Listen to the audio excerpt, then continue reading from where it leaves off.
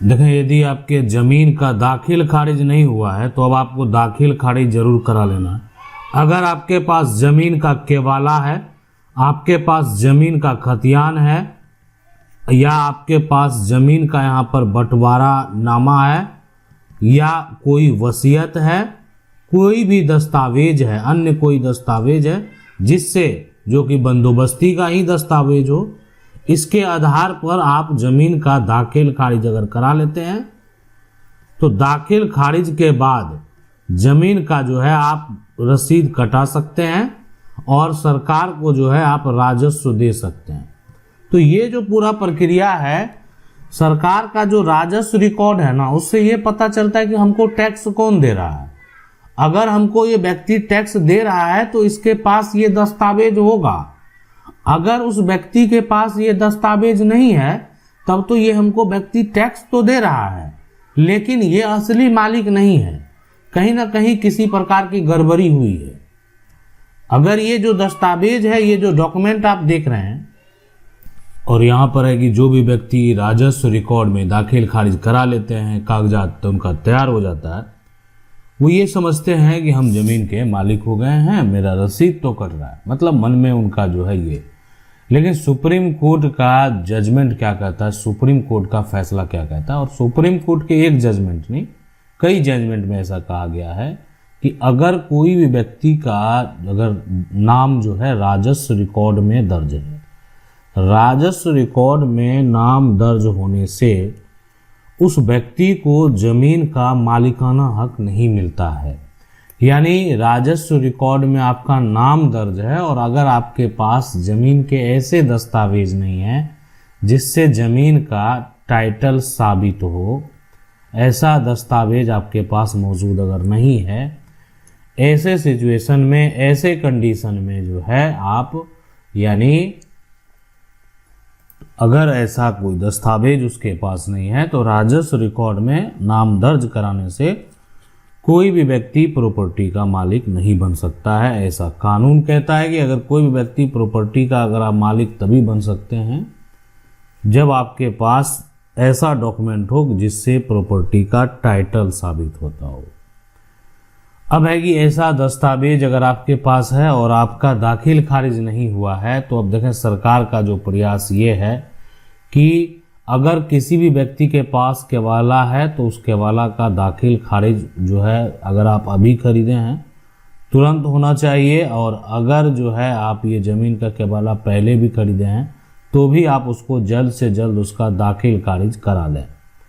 अगर आपके पास ज़मीन का कोई खतियान है और खतियान जो है उसके आधार पर आपने दाखिल खारिज नहीं करवाया है तो उसका भी आपको दाखिल खारिज करवा लेना है।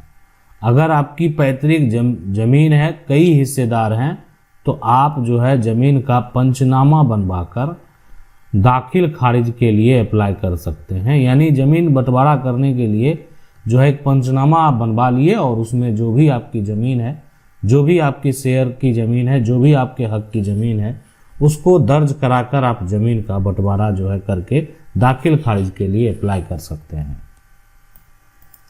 अगर आपके पास ज़मीन का वसीयत है, वसीयत को आप जो है चैलेंज करके ज़मीन का दाखिल खारिज करवा सकते हैं।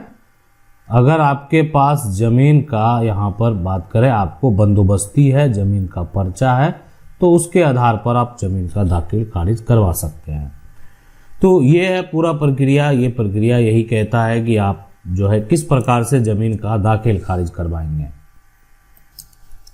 और समस्या तब उत्पन्न होता है कि अगर दाखिल खारिज जो है रिजेक्ट हो जाए, यानी किसी का अगर दाखिल खारिज रिजेक्ट हो गया तो उसके बाद क्या होगा। तो उसके बाद है कि आप सबसे पहले रिजेक्शन का कारण निकालेंगे।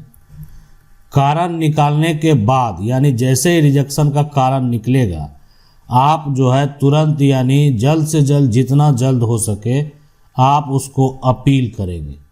और अपील करने के लिए राजस्व विभाग ने DCLR कोर्ट तैयार कर दिया है कि आप DCLR कोर्ट में तुरंत जाकर अपील कर सकते हैं कि आखिर आपका जो दाखिल खारिज प्रक्रिया है वो किस वजह से और क्यों रिजेक्ट किया गया, इसका मुख्य कारण क्या है।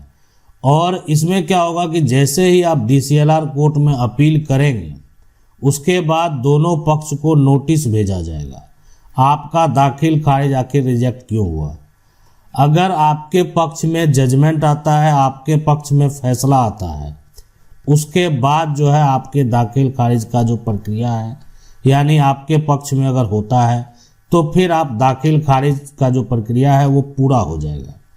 अगर देखें DCLR के फैसले से अगर आप संतुष्ट नहीं हैं, यानी ऐसा होता है कि अगर आपका फैसला जो है आपको लगा कि गलत फैसला है, तो आगे आप जो है यानी कलेक्टर कोर्ट यानी ADM कोर्ट में भी अपील में जा सकते हैं। अब जहां पर भी जो भी जजमेंट हुआ है, अगर आपको वो स्वीकार नहीं है, अगर आप उस फैसले से संतुष्ट नहीं है, अगर वो फैसला आपको मान्य नहीं है, तो आगे का प्रक्रिया जो है यानी वो सिविल कोर्ट में आपको किसी भी हालत में जाना होगा।